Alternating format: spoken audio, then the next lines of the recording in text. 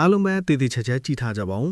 ကျွန်တော်သမီး3ယောက်လုံးကငငယ်လေးကလေးကဟင်းနုနွယ်ရွက်ကိုအရန်ကြိုက်ကြတာပါဒီနေ့တော့တငယ်ချင်းတယောက်ကဟင်းနုနွယ်ရွက်ကိုအရပါတမူထူးခြားအောင်လှုပ်ရှားနည်းလေးတင်ပေးလာပါတယ်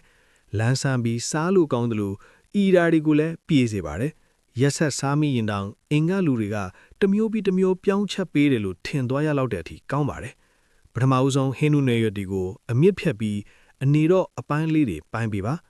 ရေနွေးပွက်ပွက်ဆူတဲ့ကိုစားတစွန်းနဲ့စီအနှမ်းငယ်ထည့်ပေးပါ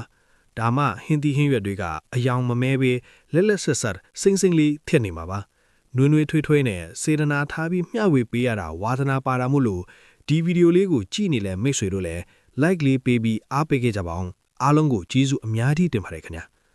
တမိနစ်ခန့်ရေနွေးဖြော်ပြီးတာနဲ့ဆယ်ယူပြီးချက်ချင်းပဲရေအေးထက်ကိုခဏစိမ်ပေးပါပြီးရင်တော့ရေချောက်အောင်ညှစ်ထုတ်လိုက်ပါ